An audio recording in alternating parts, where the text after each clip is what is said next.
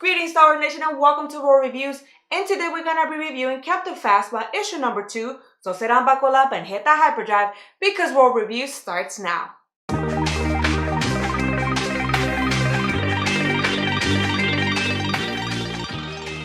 Hey there guys, my name is Ro and I just want to give a shout out to Starrapter for clarifying some of the issues and some of the questions that I had in Phasma issue number 1. And for my audience out there, Captain Phasma is the only person that pulled down the shields. She does kind of say something that threw me off, that made it seem like maybe it was Soul Reavers, but that's not the case.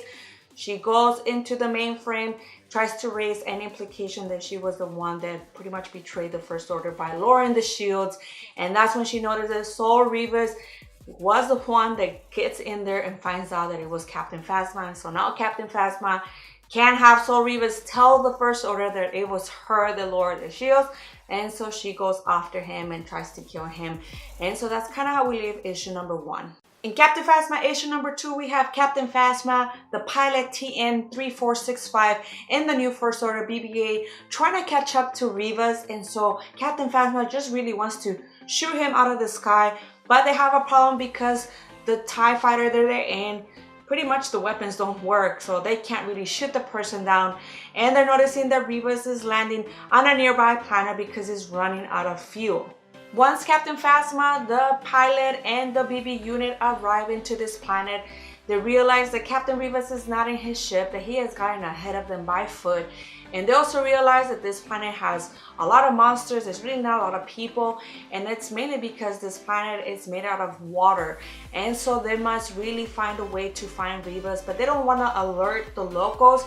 So they change into different outfits, and that's when you realize the pilot is a girl. It's actually a woman, a young woman. And you know, Captain Phasma, you really don't see her face or, you know, pretty much how she really looks like what we see in The Force Awakens. She has a different outfit, and so now they must go out there and trying to find Reavers. But in trying to find Reavers, Captain Phasma encounters a big monster. She gets into a fight with the monster. She obviously wins the fight, and then some locals appear and they tell Captain Phasma and the pilot that they know where their friend is going, that apparently some monsters got a hold of him. And now you see Captain Phasma and the pilot facing this little, what it looks, it's not a town, but I guess the place where they have kept Reavers. And that's how we leave issue number 2.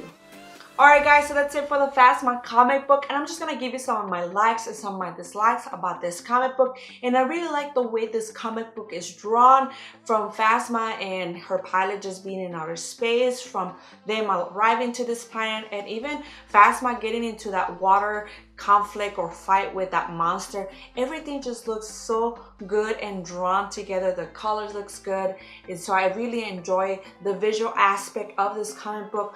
But honestly, I have a lot of dislikes. I don't like the fact that they didn't really have a lot of dialogue. I just felt like this comic book was just a filler. You know, they couldn't really find Reavers in this comic book, so they have to have them do something or get into some sort of trouble, some sort of obstacle. And I just feel like it took a pause in what we saw from the first comic book, like a very big dip pause, and it was kind of boring. And so for that, I will have to give this comic book a 6 out of 10. But this is more about what you guys think about the Phasma comic book. Do you guys really believe Phasma can be a redeemable character, or you're just like me, they're probably just trying to make something out of Phasma before leading into The Last Jedi? So let us know, comment below, and also don't forget to like and subscribe to my channel. And like always, can't wait to guys have you back here at Rural Reviews.